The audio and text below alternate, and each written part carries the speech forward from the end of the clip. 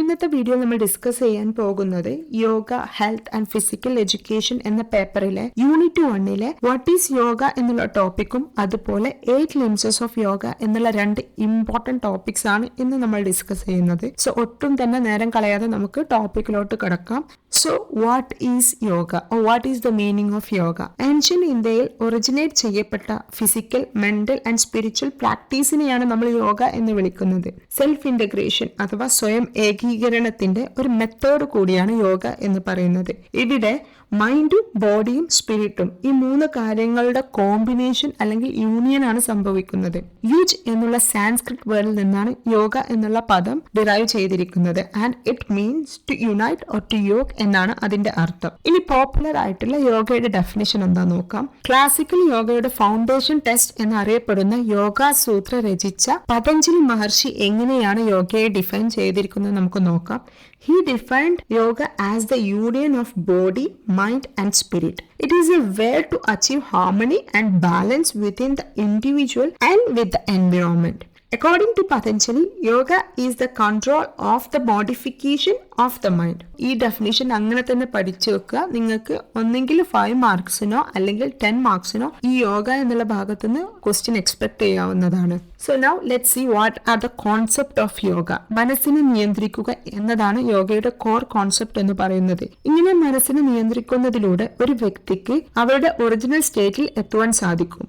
ശരീരം, മനസ്സ്, ആത്മാവ് എന്നിവയെ ഒന്നിപ്പിക്കുകയും ഒരാളുടെ ജീവിതത്തിൽ ബാലൻസും ഹാർമണിയും പ്രോത്സാഹിപ്പിക്കുക എന്നതുമാണ് യോഗയുടെ ലക്ഷ്യം എന്ന് പറയുന്നത്. Now let's see what are the aims of yoga. There are mainly 3 aims for yoga and it is to improve physical health, to improve mental clarity and to improve spiritual growth. ഈ 3 കാര്യങ്ങളാണ് യോഗയുടെ aim എന്ന് പറയുന്നത്. ഇനി യോഗയുടെ objectives എന്തൊക്കെയെന്ന് നോക്കാം.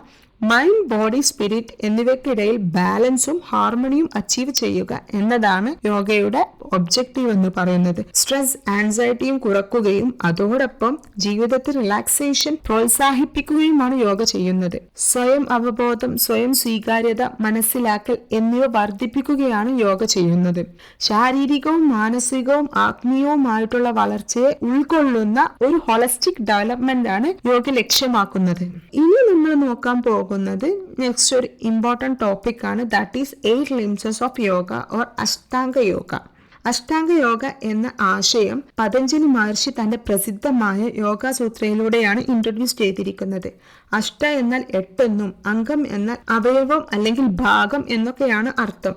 ഈ 8 limbs of yoga അച്ചടക്കമുള്ളതും അർത്ഥവത്വമായ ഒരു ജീവിതം നയിക്കുന്നതിന് ഒരു വഴികാട്ടി തന്നെയാണ്. ഈ 8 ലിംസ് ഒരു യോഗ പ്രാക്ടീസിംഗ് ആയിട്ടുള്ള ഒരു വ്യക്തി ഫോളോ ചെയ്യുകയാണെങ്കിൽ മാത്രമേ അദ്ദേഹത്തിന്റെ യോഗ ലക്ഷ്യസ്ഥാനത്ത് എത്തി നമുക്ക് പറയാൻ പറ്റുള്ളൂ. സോ ഏതൊക്കെയാണ് ആ ലിംസ് എന്ന് നമുക്ക് നോക്കാം. First one yama, second one niyama, third one asana, fourth one pranayama, fifth one pratyahara, sixth one dharana, seventh one dhyana, eighth one samadhi. ഇനി ഇതിലെ ആദ്യത്തെ 4 വൺ അതായത് യമ, നിയമ, ആസന, പ്രാണായാമ ഈ 4 ബഹിരംഗ ഓർ എക്സ്റ്റേണൽ യോഗ എന്നാണ് അറിയപ്പെടുന്നത്. ആൻഡ് ബാക്കിയുള്ള പ്രത്യാഹാര, ധാരണ, ധ്യാന, സമാധി ഈ 4 അന്തരംഗ ഓർ ഇന്റേണൽ യോഗ എന്നുമാണ് അറിയപ്പെടുന്നത്. ഇനി നമുക്ക് ഇത് ഓരോന്നും ഡീറ്റെയിൽ ആയിട്ട് മനസ്സിലാക്കാം.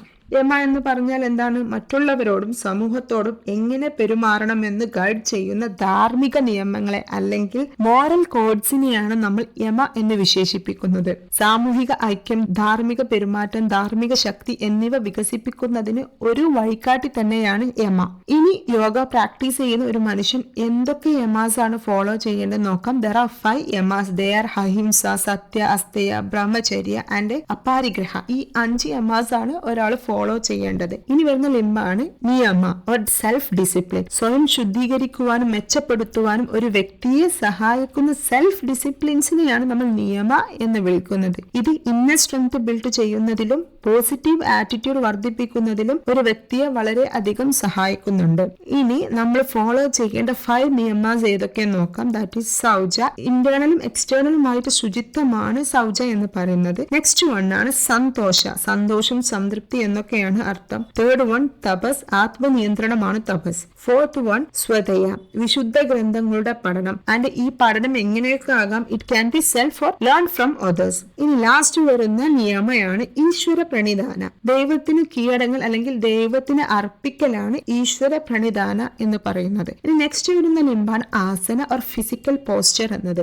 ആസന എന്ന സാൻസ്ക്രിത് വേർഡിന്റെ അർത്ഥം ഇരിപ്പ്, ആസനം എന്നൊക്കെയാണ്. ശരീരത്തിന്റെ ആരോഗ്യവും ഫ്ലെക്സിബിലിറ്റിയും സ്ഥിരമായി നിലനിർത്താൻ ഒരു വ്യക്തി പരിശീലിക്കുന്ന ഫിസിക്കൽ പോസ്റ്റേഴ്സിനെയാണ് നമ്മൾ ആസന എന്ന് വിളിക്കുന്നത്. It helps the individual to develop strength, balance and flexibility in life. ഈ നെക്സ്റ്റ് വരുന്ന ലിംബാണ് പ്രാണായാമ ഓർ ബ്രെത്ത് കൺട്രോൾ. മനസ്സിനെ ശാന്തമാക്കുന്നതിനും ശരീരത്തിനെ എനർജൈസ് ചെയ്യുന്നതിനും വേണ്ടി ഉപയോഗിക്കുന്ന ബ്രെത്ത് കൺട്രോളിംഗ് ടെക്നിക്കാണ് പ്രാണായാമ.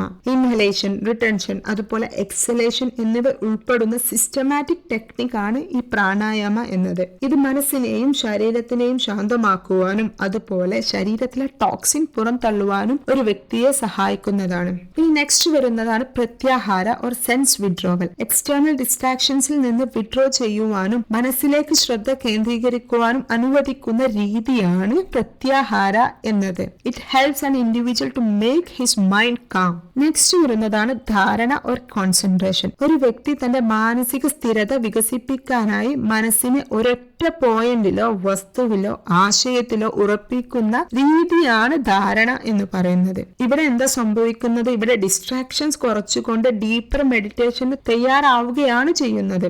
നെക്സ്റ്റ് വരുന്നതാണ് ധ്യാന ഓർ മെഡിറ്റേഷൻ. പൂർണ്ണമായും ശ്രദ്ധ ഡിസ്ട്രാക്റ്റഡ് ആവാതെ ഒരു വസ്തുവിലോ ചിന്തയിലോ ശ്രദ്ധ കേന്ദ്രീകരിക്കുന്ന രീതിയാണ് ധ്യാന എന്ന് പറയുന്നത്. ധ്യാനം ആന്തരിക സമാധാനത്തിലേക്കും ആത്മബോധത്തിലേക്കും ആത്മീയ വളർച്ചയിലേക്കും നയിക്കുന്ന ഒന്നാണ്. ഇനി നമ്മൾ നോക്കാൻ പോകുന്ന ലാസ്റ്റ് ലിംബാണ്, ദാറ്റ് ഈസ് സമാധി ഓർ യൂണിയൻ. സമാധി എന്ന് വെച്ചാൽ എന്താണ്, അൾട്ടിമേറ്റ് റിയലൈസേഷനും സ്പിരിച്വൽ റിയലൈസേഷനുമാണ് സമാധി എന്നത്. ഈ സമാധിയാണ് യോഗ പ്രാക്ടീസിന്റെ അൾട്ടിമേറ്റ് ഗോൾ എന്ന് പറയുന്നത്. And it is a state of union with divine and ultimate reality. Ultimate റിയാലിറ്റിയുമായിട്ടുള്ള ഒരു യൂണിയൻ ആണ് സമാധി കൊണ്ട് ഉദ്ദേശിക്കുന്നത്. സോ ഇതൊക്കെയാണ് 8 ലിംസസ് ഓഫ് യോഗ അല്ലെങ്കിൽ അഷ്ടാംഗ യോഗ എന്ന് പറയുന്നത്. ഇനി നമ്മൾ നോക്കാൻ പോകുന്നത് ഈ യോഗ പ്രാക്ടീസ് ചെയ്യുന്ന സമയത്ത് നമ്മൾ ഫോളോ ചെയ്യേണ്ട ഗൈഡ് ലൈൻസ് എന്തൊക്കെയെന്ന് നോക്കാം. ഈ ഗൈഡ് ലൈൻസിൽ നമുക്ക് 3 ആയിട്ട് ക്ലാസിഫൈ ചെയ്യാം. And they are what we have to do before practising, what we have to do during practice and what you have to do after practice. So before practising നമ്മൾ എന്തൊക്കെയാണ് ശ്രദ്ധിക്കേണ്ടത്, we have to choose right time to perform yoga, use clean and calm place, wear comfortable cloth. ഇതൊക്കെയാണ് before practising yoga ഒരാൾ ശ്രദ്ധിക്കേണ്ട കാര്യങ്ങൾ എന്ന് പറയുന്നത്. ഇനി ഡ്യൂറിംഗ് പ്രാക്ടീസ് എന്തൊക്കെയാണ് ശ്രദ്ധിക്കേണ്ടത്, listen to your body and understand its limitation, focus on breath, use proper alignment of each posture, stay present in the moment, modify poses as needed. ഈ 5 കാര്യങ്ങളാണ് യോഗ പ്രാക്ടീസ് ചെയ്യുന്ന സമയത്ത് ഒരു വ്യക്തി ശ്രദ്ധിക്കേണ്ടത്. ഇനി നമ്മൾ നോക്കാൻ പോകുന്നത് ആഫ്റ്റർ പ്രാക്ടീസ് എന്തൊക്കെ ശ്രദ്ധിക്കണം എന്ന കാര്യങ്ങളാണ്. So first one is cool down with gentle stretches. Second one, hydrate yourself. Yoga പ്രാക്ടീസിന് ശേഷം എക്സ്പീരിയൻസിലും ഫീലിംഗിലും വന്നിരിക്കുന്ന മാറ്റങ്ങളെ കുറിച്ച് ചിന്തിക്കുക. യോഗയുടെ പ്രയോജനങ്ങളായിട്ടുള്ള ശാന്തതയും റിലാക്സേഷനും ആസ്വദിക്കുക. ഇനി ഫൈനലായിട്ട് എന്താ നമ്മൾ ശ്രദ്ധിക്കേണ്ടത്, try to make it a consistent habit. So ഇത്രയും കാര്യങ്ങളാണ് നമ്മൾ ആഫ്റ്റർ പ്രാക്ടീസ് ശ്രദ്ധിക്കണം എന്ന് പറയുന്നത്. ഇന്ന് നമ്മൾ ഇവിടെ ഡിസ്കസ് ചെയ്ത ഈ 2 ടോപ്പിക്സും നിങ്ങൾക്ക് മനസ്സിലായിട്ടുണ്ടാവും എന്ന് ഞാൻ വിശ്വസിക്കുകയാണ്. സോ ഇന്ന് നമ്മൾ ഈ ഡിസ്കസ് ചെയ്ത ഈ 2 ടോപ്പിക്കിൽ നിന്ന് നിങ്ങൾക്ക് 5 മാർക്ക് ക്വസ്റ്റ്യനോ അല്ലെങ്കിൽ 10 മാർക്ക് ക്വസ്റ്റ്യൻസോ എന്തായാലും എക്സ്പെക്ട് ചെയ്യാവുന്നതാണ്. ഇതിനു മുമ്പും എക്സാമിന് ചോദിച്ചിട്ടുള്ള ഒരു ടോപ്പിക് തന്നെയാണ് ഇത്. ഇനി നിങ്ങൾക്ക് ഈ ടോപ്പിക്കിൽ എന്തെങ്കിലും ഡൗട്ട്സ് ഉണ്ടെങ്കിൽ please let me know. So let's wind up today's video. Thank you for watching.